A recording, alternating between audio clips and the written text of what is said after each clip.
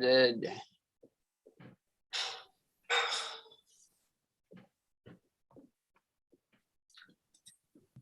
We're live streaming.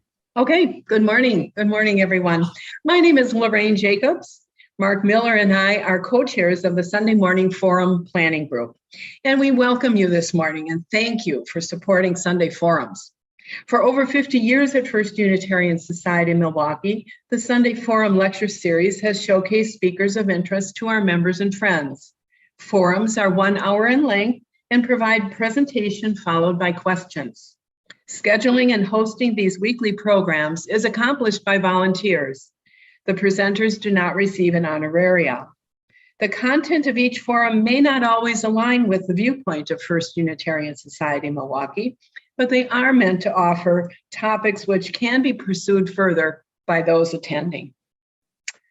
And before we begin today, I would like to remind you that next Sunday, January 23rd, our presenters will be Clarence Johnson.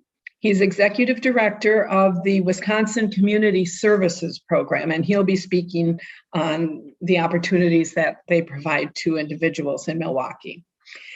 And today we welcome Mayor Cavalier Johnson, and Bruce Wiggins will do the introductions. He's our host for today. Welcome.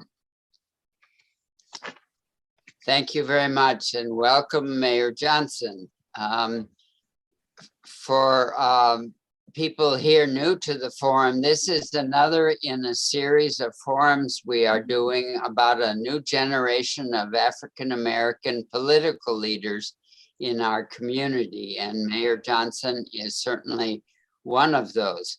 He was born and raised in Milwaukee and was recently sworn in as acting mayor, and will be running again for re-election, but this is not a campaign appearance. We are prohibited from doing electioneering and promoting a particular candidate. So this is not about candidacy, but is about the challenges we face as a community, and Mayor Johnson's vision and ideas and programs.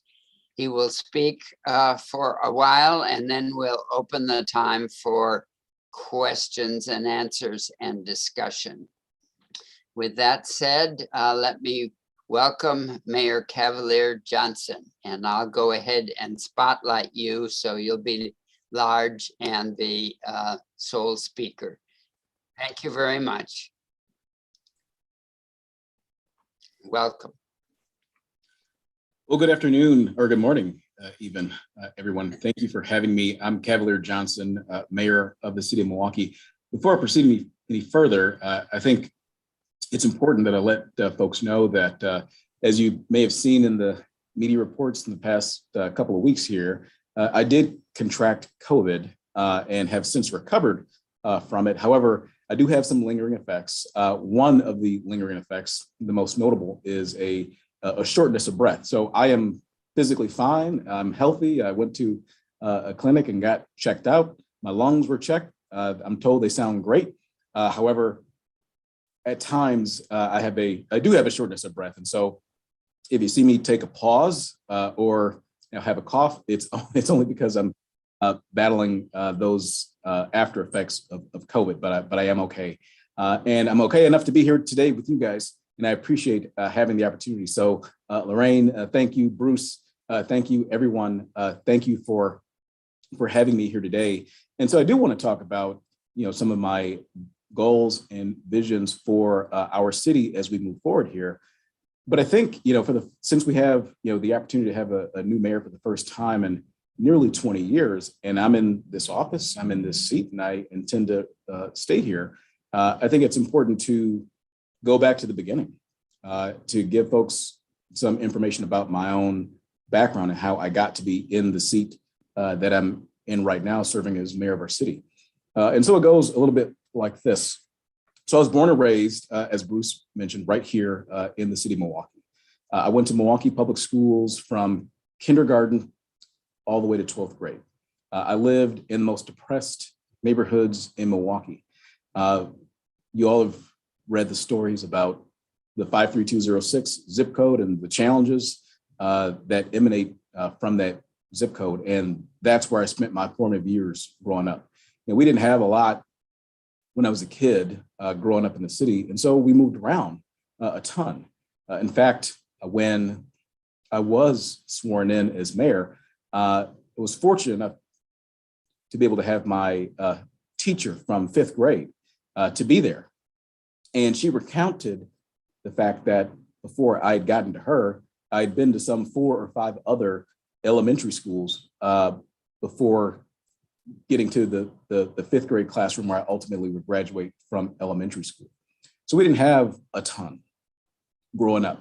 The way that I got involved in service is because when I was leaving from middle school to go into high school, I got recruited to go into a program that was sponsored at the time by the YMCA of Metropolitan Milwaukee.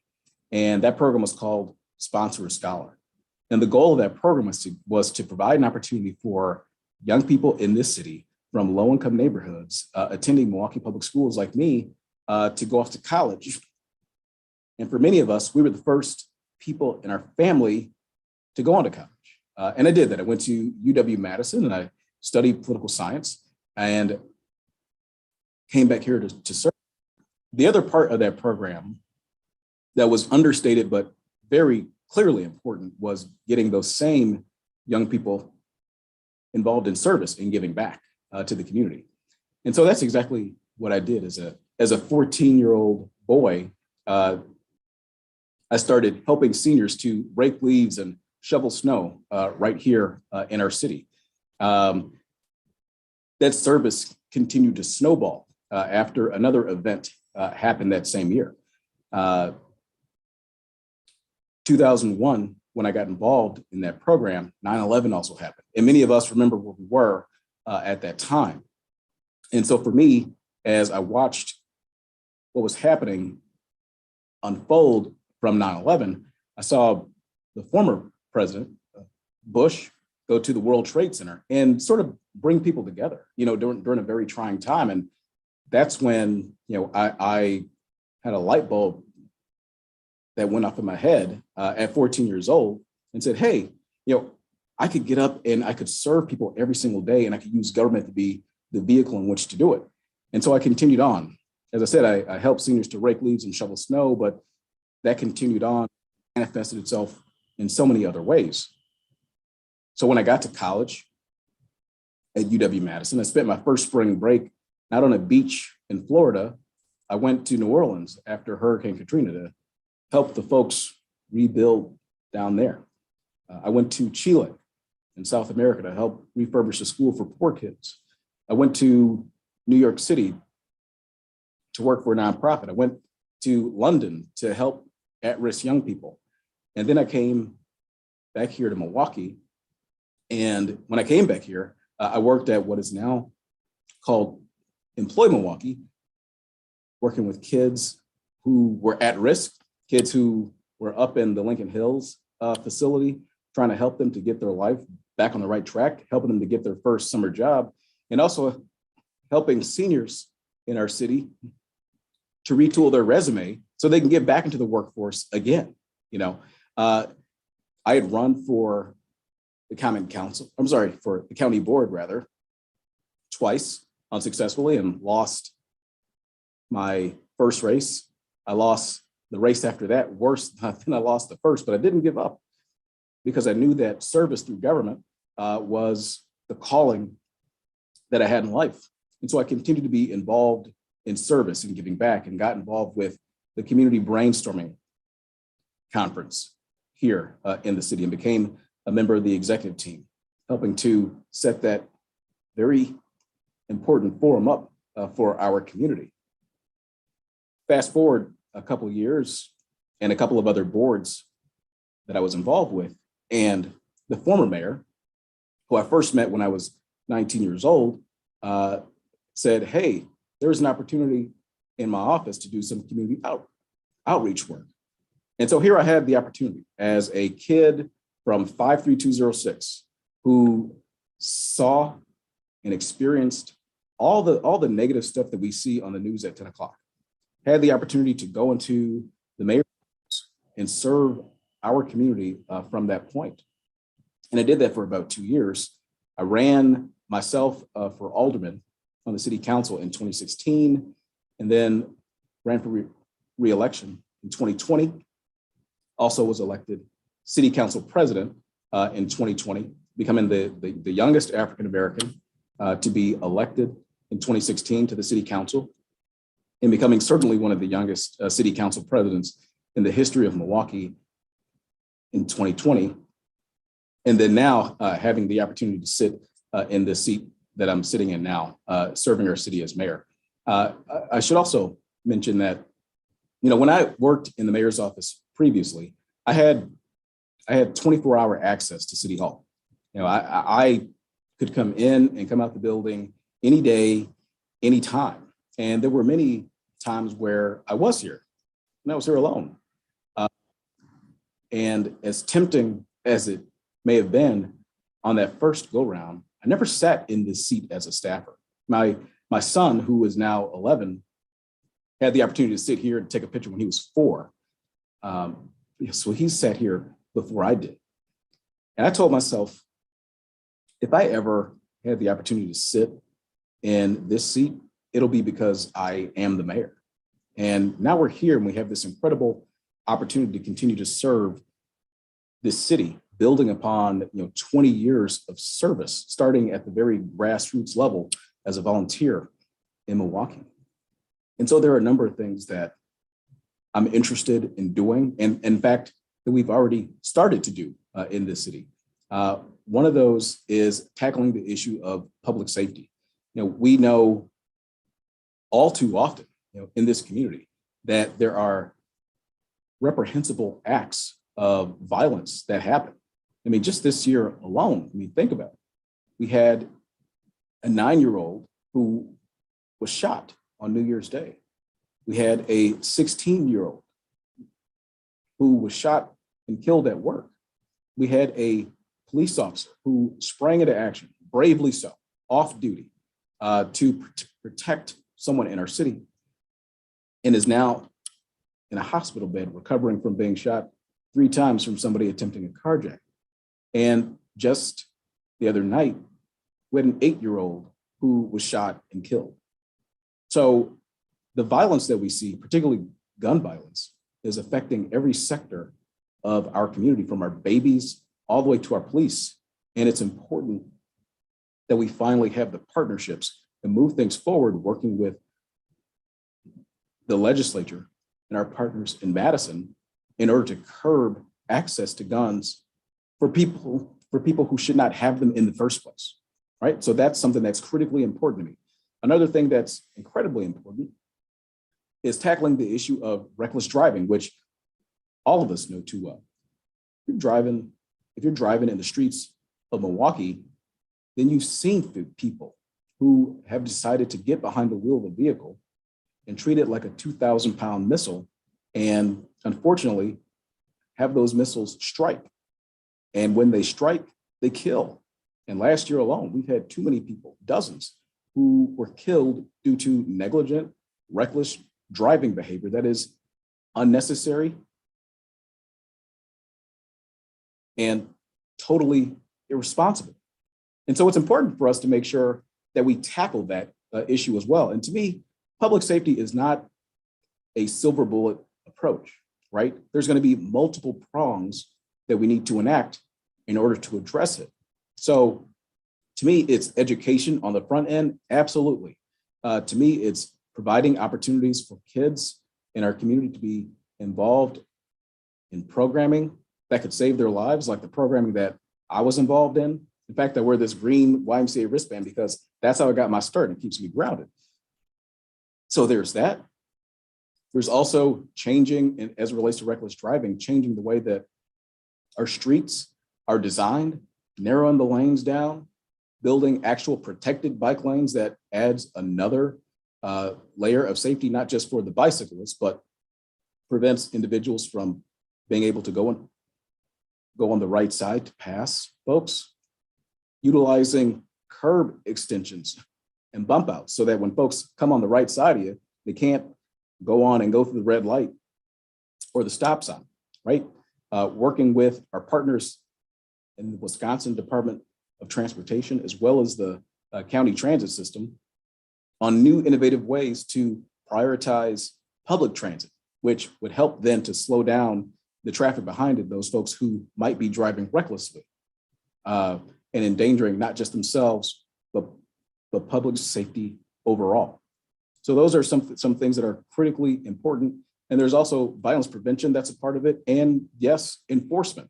Yeah, I believe that. It's got to be multi-pronged. It can't be a silver bullet. And we need all these things to work together for true public safety in Milwaukee.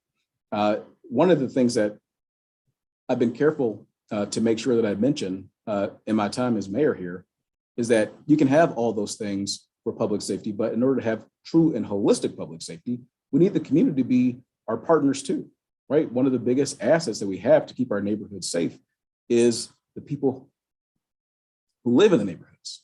And we need people to speak up and speak out when something is going wrong. You know, too often in this community, when somebody pulls a trigger, they go sit on somebody's couch in this city and nobody says a word. And we cannot continue to have that in Milwaukee if we want our city to be safe. And so those are some of the things that we're working on in that realm. Another realm that I think is critically important is making sure that we have a new foundation for jobs in this community. And that's something that we'll be releasing a plan on in the next couple of weeks here. Because in order for us to have public safety, the folks who live in the neighborhoods need to have economic opportunity. They need a foundation on which to build up. And we're not going to be able to accomplish the public safety that we need unless folks have access to true family supporting jobs. And so as mayor, I'll be partnering not just with our Department of City Development, but also with our business improvement districts, with the M7 and other entities to bring new job opportunities, family supporting job opportunities right here to the city of Milwaukee. And so when we do that and folks have those opportunities for family supporting jobs, that creates stability in their own lives. And if they have stability in their own lives, then the lives of their children will also be stable. And so then when their children's lives are stable, when they go out into the street or out into the school building, they won't act out because they've got stability there. And when they have access to a family supporting job, they're able to purchase their own home and not be so transient in our neighborhoods, so porous. And when that happens, neighborhoods are able to gel. And when neighborhoods gel and you have that cohesion, folks get to know each other. And when folks get to know each other, that's how you build true public safety in our neighborhoods, right? Because people then have a vested interest in where they live. It's not just a place where you're sleeping, it's your actual home. And that generates pride. And that's how we move Milwaukee forward with true and holistic public safety. But a lot of this stuff, quite honestly, hinges on our ability to work better with the legislature, to work better with state government. And so that's another part of what I was doing as council president and what I've continued to do as the mayor. I just had a meeting just the other day with a Republican state senator, and I did that, and I continue to do that because I understand that in order for us to be able to move Milwaukee forward, we need the state to be our partner. We need the state to come on and partner with us to make sure that we have the resources necessary for us to be able to fund our critical services. We need the state to be our partner to make sure that we have the revenues necessary to meet our financial obligations. And we need the state to recognize once and for all that Milwaukee is the largest city here. It's the economic driver. It is the cultural center of the state. It's the diversity center of the state. It's the population center of the state. You can't treat Milwaukee the same way that you treat Minocqua or Marshfield or Manitowoc or McFarland. It's got to be different, right? If the state is the parent and the municipalities are the children, then Milwaukee's the adolescent, right? And not, the grade school. And so we have to alter the way that Milwaukee's relationship with the state has been historically, especially over the course of the last 15, 20 years. And we can't continue to operate in the way where shared revenue from the state continues to plummet or be stagnant, and then costs for services continue to rise. I don't want to be in a position as mayor where we continually have to look to property owners, homeowners, the people that we are trying to have to stabilize our neighborhoods, for more dollars to come out of their property taxes. I think that's the wrong way. If we can capture additional dollars from people who are visiting Milwaukee, who are commuters to Milwaukee, that'll put us in a position where we'll have more revenue, more resources, not just to take care of our own service issues, but also to drive down property taxes. So that's exactly the direction that I think we should be going. And as was mentioned, I am in a class of young African-American leaders who have been coming on the scene in Milwaukee and Wisconsin over the course of the past number of years here. So it's myself as the mayor of the city, Marcelia Nicholson, who is the county board chairwoman, and David Crowley, who has been a 20-year friend of mine that we went to high school together down at Bayview, who is the county executive, amongst other young African-American leaders as well, like the lieutenant governor of the state as well. So we've been seeing a generational leadership change in this city and in this county. And I think that's what Milwaukee has wanted to see and continues to push for. And I'm happy to represent that change here in the mayor's office. Again, through policies that are pragmatic, policies that push us forward, and policies that'll help to get us from where we are to the midpoint now of the 21st century. We're no longer talking about entering the 21st century. We're here. And we need to get from where we are to the midpoint of this century. And I'm laying out right now in office as mayor the roadmap that's going to help us to get to where we are. That revolves around making our community safer, making our community healthier, making our community more prosperous for everybody. So thank you. And with that, I'm happy to have any questions. And I'm sorry about my voice here. You're doing fine. Thank you very much. We certainly appreciate your being here today, recovering from COVID. It means a lot. We've had some comments in the chat to really appreciate your being here. We have had, speaking of a new generation of African-American leaders, we have had David Crowley and Mandela Barnes here in the past, and you can see those forums on the First Unitarian Society website. And we have Marcelia Nicholson that Mayor Johnson mentioned coming up in March. So we will have a good cross-section of these new generation of leaders. With that said, we've got one question here in the chat. What I'd like to suggest is that people can raise their hand by clicking on the reactions button at the bottom of your screen, raising your hand. I'll try to look for them, your hands raised, and I'm going to take Mayor Johnson off of the spotlight so I can see your hands, but you can also put your questions in the chat, and we'll find them that way. So let's start out. I see Terry.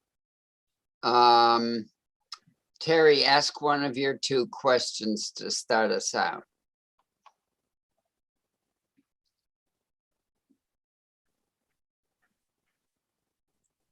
Can you?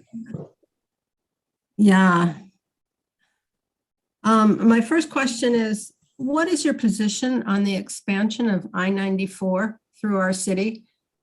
And are you going to do anything about it? Like send a letter to the WSDOT or anything?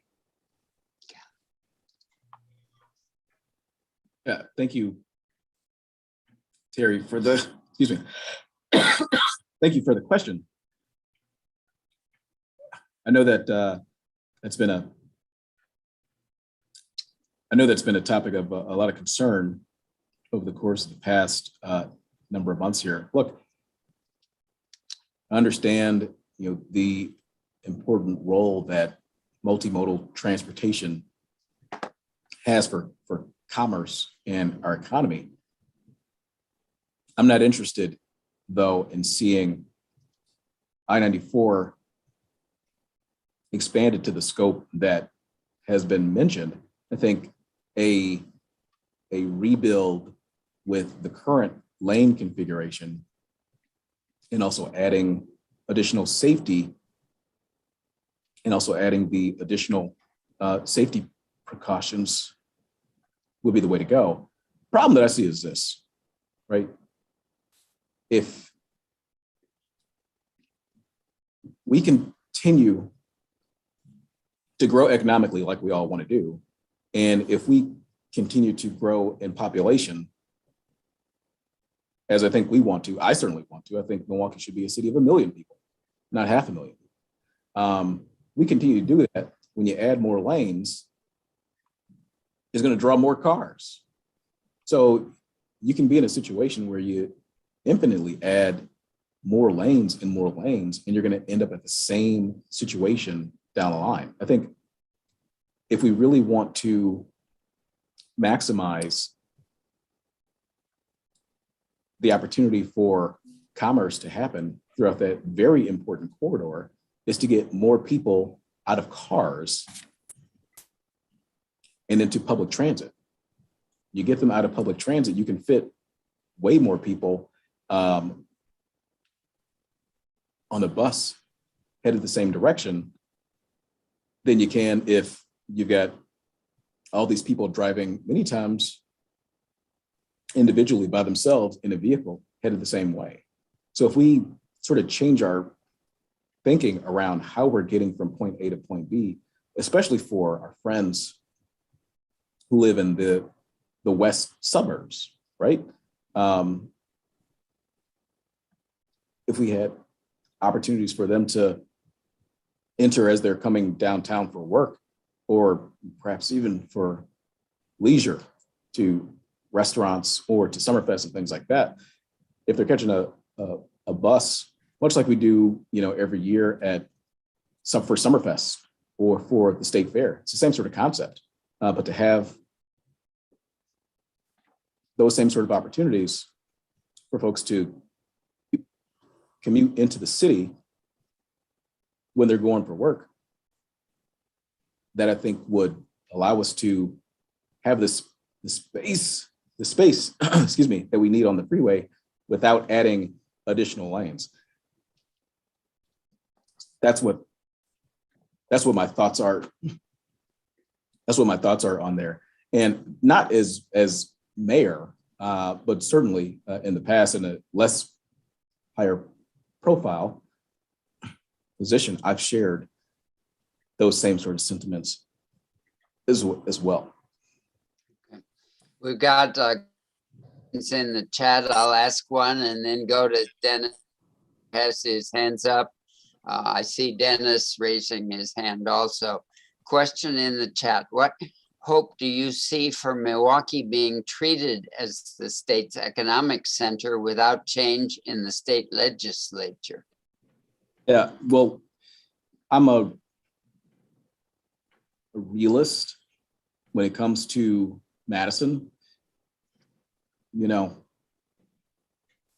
legislature is what it is, and it seems unlikely, at least for the time being, that there's going to be significant political change in the legislature.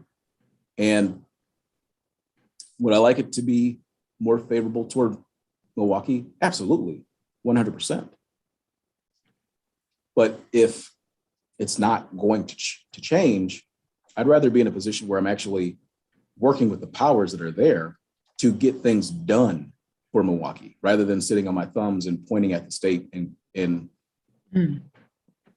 complaining that they're not doing whatever it is the city wants. So to me, the pragmatic approach that gets us the progress that we want to see is to develop new relationships. Now, I know, unfortunately for whatever reason, the legislature and the former mayor were always at loggerheads. I have said time and again that, as mayor, I want to have a cot in the Capitol, building those new relationships with Madison. And fortunately for me, I didn't know this at the time, but fortunately, for me, I went to UW-Madison. And so I was up and down that stretch, multiple times a month, going between Madison and Milwaukee. Madison, Milwaukee, I can do it in my sleep.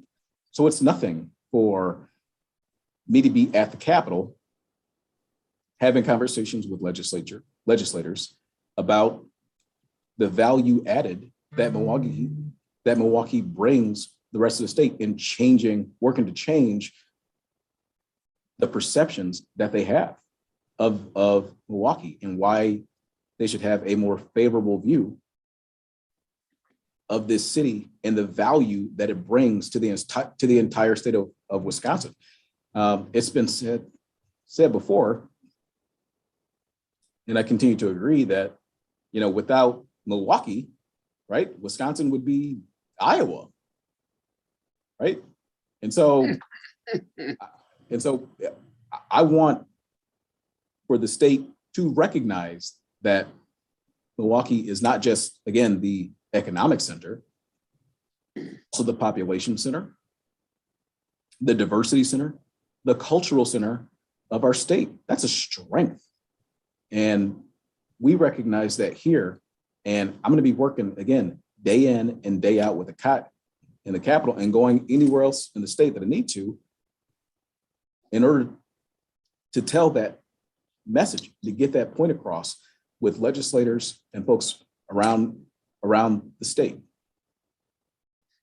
Yeah, that was David Crowley's message too in his forum. So there's a very strong ally there to work on that, I think. I totally agree, Bruce. And like I mentioned, David and I are fast friends.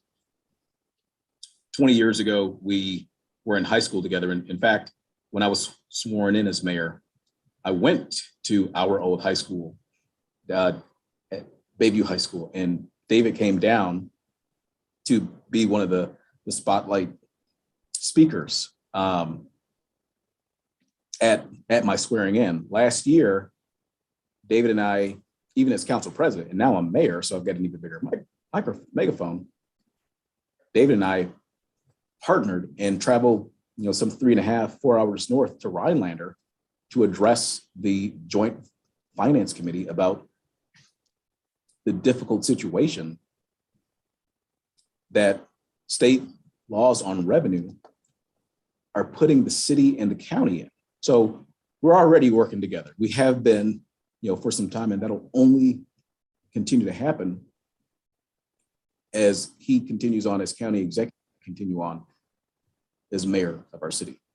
That was probably a fun car ride too. Dennis Merritt, you've got your hand raised. Yes, so good to hear you today. Could you say something about the vaccination rate in Milwaukee and what could be done to increase the percentage of people that are vaccinated? Absolutely. vaccination rate in the city has been just over 60%. It's slowly ticking up, but it's been just over 60% for several weeks now. And so we've had some issues with bumping that number up.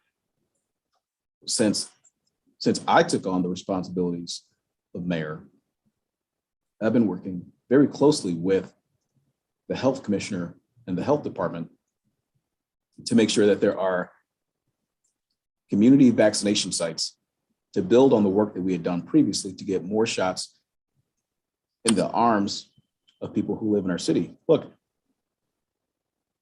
I think that the vaccination rate that we have in the city is far too low. And so anytime I am talking about COVID, I talk about vaccines and making sure that more people do get vaccinated. I mean, that's literally the very best tool that we have at our disposal right now to address the issue is vaccination. And so in order for us to boost our numbers, we need to continue on going to people directly where they are, and also setting the example. When I got my COVID shots, along with the county executive and the county board chairwoman, we did it in public. We did it on camera. We're trying to set the example. And every single Tuesday, when we do the COVID briefings, I stress, probably more than anybody, and I'll continue to do it, that in order for us to make our way out of COVID, or to be able to deal with it, quite frankly, because it is something that's here and it is morphing, and people who have taken all the precautions over the course of the past 2 years, like myself, still ended up getting it because it is morphing. The way that we keep your symptoms mild, like mine happen to be, with the exception of my nagging loss of breath, which I'm very sorry about. This is not how I normally talk, I assure you. And to keep hospitalizations low, folks need to get vaccinated. And I will continue to take that message across Milwaukee. Good. We, in light of Mayor Johnson's recovering from COVID, we will not try to go long past our 11 o'clock deadline like we sometimes do. So get your questions in, either in the chat or by raising your hands. Dennis Kanta had a question, and then we'll have two more from the chat so far, one from Elizabeth and another one from Terry. Dennis Kanta, you had raised your hands.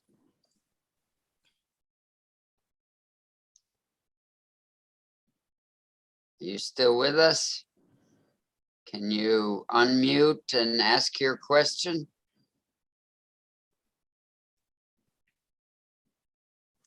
Yes, can you hear me now? Yes. Mayor Johnson, it's a pleasure to have you with here today. In talking to your colleagues, and I've done this often, I've discovered that one of the reasons you were elected by a coalition of aldermen and women is because of your capacity, what they describe as a remarkable capacity to develop coalitions. There really is no capacity or opportunity to create legislation or policy unless you can put together coalition. And I wonder what kind of governing techniques and strategic initiatives you have used over the years to reach out to people and develop the coalitions that are necessary to govern under very complex political situations. Yeah, that's I think a great question. And I guess the example that I'll give, I think, is this, that without naming names, but when I was elected to be a city council president, you've got to put together a coalition of supporters on the common council in order to do that. And I became city council president after one term in office. That doesn't happen. It just doesn't. It just does not happen in Milwaukee, or seldomly ever does it happen. And one of my colleagues, former colleagues on the council, recently asked me, well, how did you get, so-and-so to support you? Said, like, that's a tough nut to crack, but how did you bring that person along? And they said that when they approached him, they said, oh, you had this relationship that was already established. And I said, well, the reason that we had a relationship established was because before this person was elected to the common council and was just a city employee, I engaged him. I talked to him. I didn't just pass them by as if they were no one. It's the same reason, or the same thing that I do when I see the janitors who are in City Hall, whether it's Annie or Louie or Jerry at the front information booth when you walk into City Hall, or any of the other staff who just work to make City Hall function every single day, right? My father was a janitor, was a custodian in Milwaukee Public Schools for 30 years. And you approach folks with respect. And that's exactly what I did, even when, and I could never have imagined that this person would have been elected to the city council, but I treated him like a person with dignity and respect. And while I didn't know that we would end up serving on the council sometime later, that went a long way. And that's how we developed a relationship where I was able to garner support. So at the end of the day, it's about developing relationships. It's about meeting people where they are and being a realist about where people are politically and personally. And that's how we got to be council president. And that's another strength that I think is going to help us to move things forward with state government as well. Thank you. A question in the chat from Elizabeth. As you know, there are several neighborhoods in Milwaukee that are very much in need of revitalization. What specific plans do you have for assisting with this neighborhood revitalization?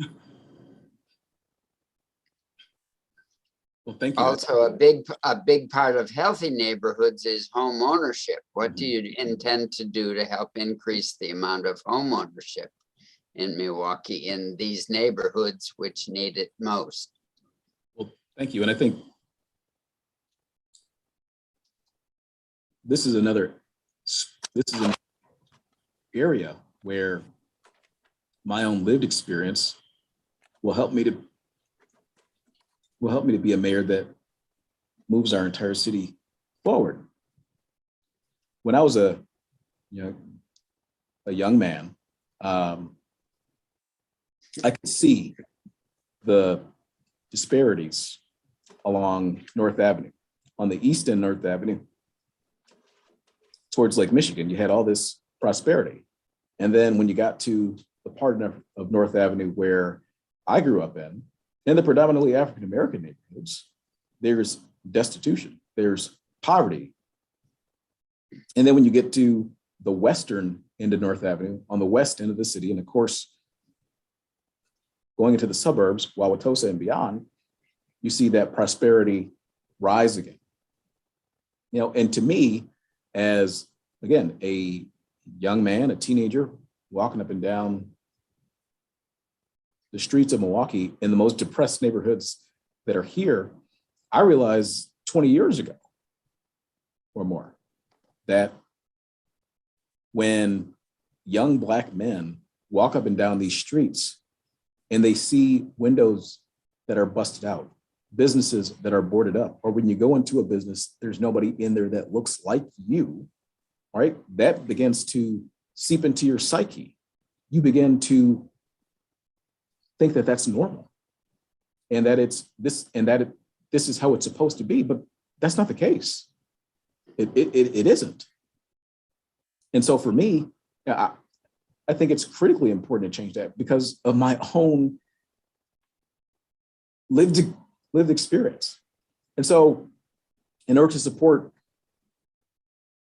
business here, Milwaukee is fortunate, I think, already to have a number of business improvement districts, individuals who own businesses or have a desire to see a thriving commercial corridor on many of our historic commercial corridors to get back to the life that they used to have, where people in the neighborhoods on either side of the busy street came there for their commerce instead of, again, hopping in the car and going out to a mall, in the suburbs in order to get whatever it was that they desired.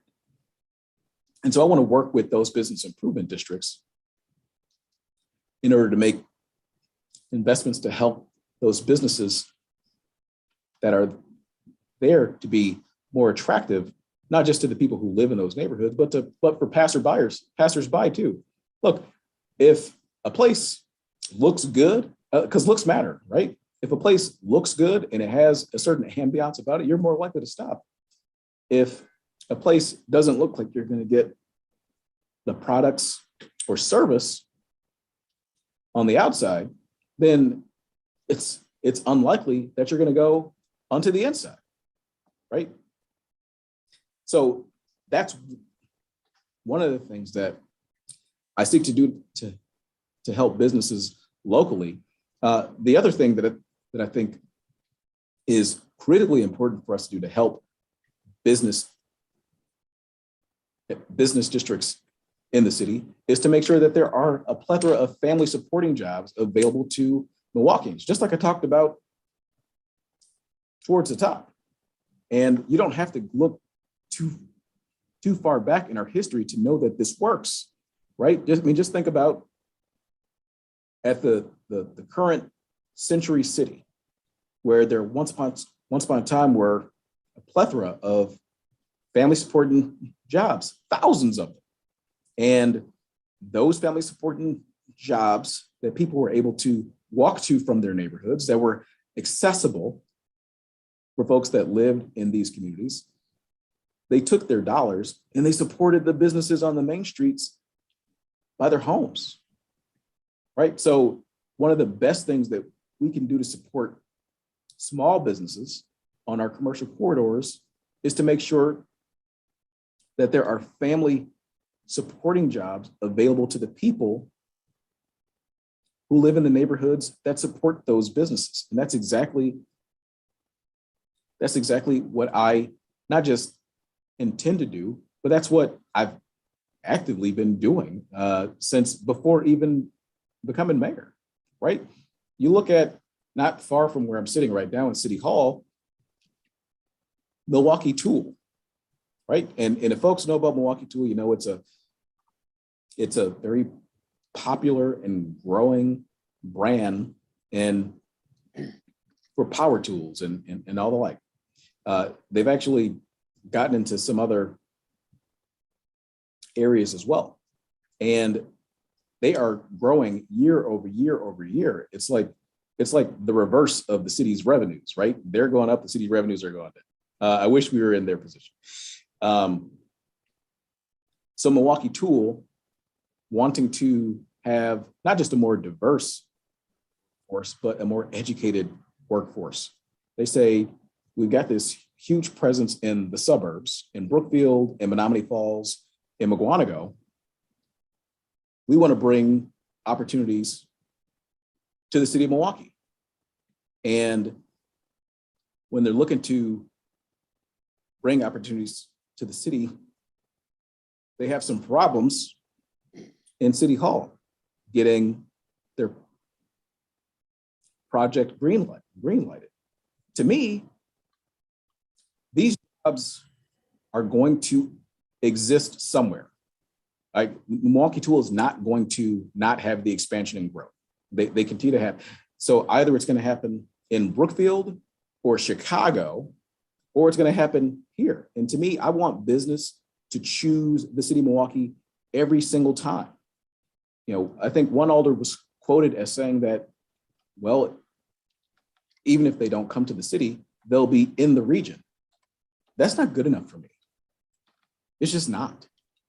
It just isn't, because then again, those opportunities will be farther away and not as accessible to people who live in the city. So now, after my work on that project, we actually have them expanding here.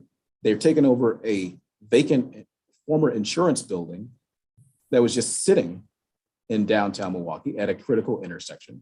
They're going to bring up to 2,000 family supporting jobs, just the jobs I was talking about, right here to the city on bus lines, accessible to everybody. And those jobs are going to be making $75,000 a year at minimum, $75,000 a year plus. And then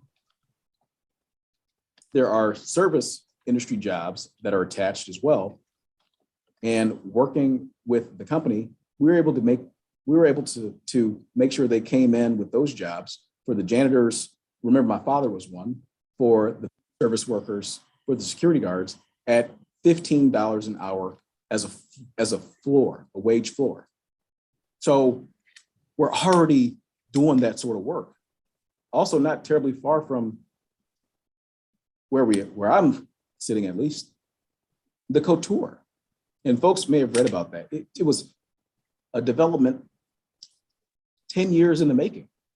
And the developers had some issues with getting their financing. They finally got it together. And when they were getting ready to move the project forward, there was infighting at City Hall that almost killed the project. Now, that project is far and away from the aldermanic district that I represented. But I understood that project would have a great impact on the people who live in my aldermanic district and people who would go to support businesses on the commercial corridors in our neighborhoods. And if that project didn't happen, it would send a horrible message to the business and development community to bring the jobs here that I'm talking about.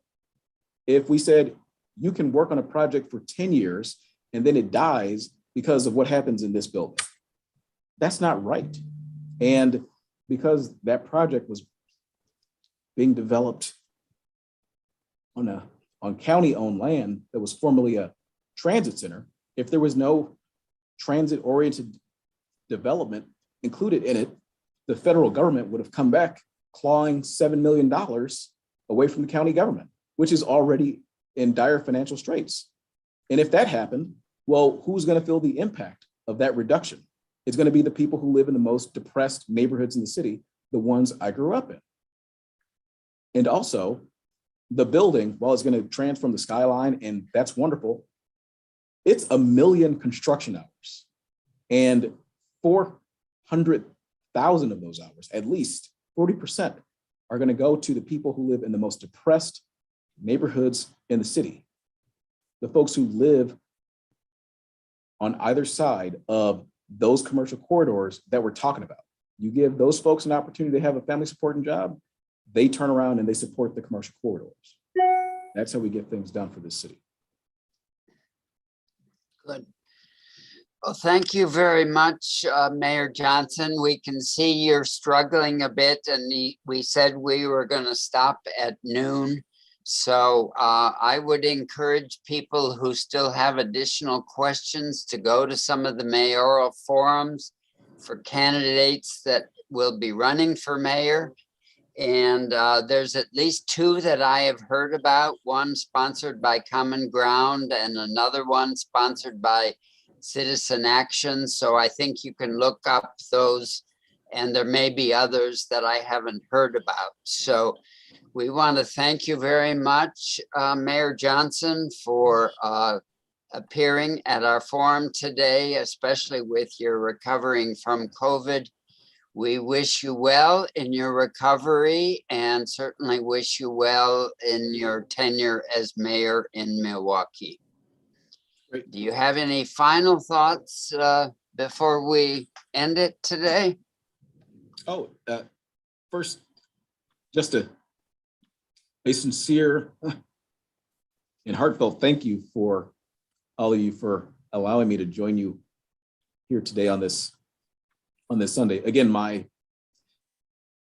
apologies about my current condition. It really sucks, frankly. I can't wait for it to be A good description. for it to be over with, so I can get back to a regular speaking pace. Listen, again, my experience in the city has been all about service, and it's a remarkable opportunity, I think, for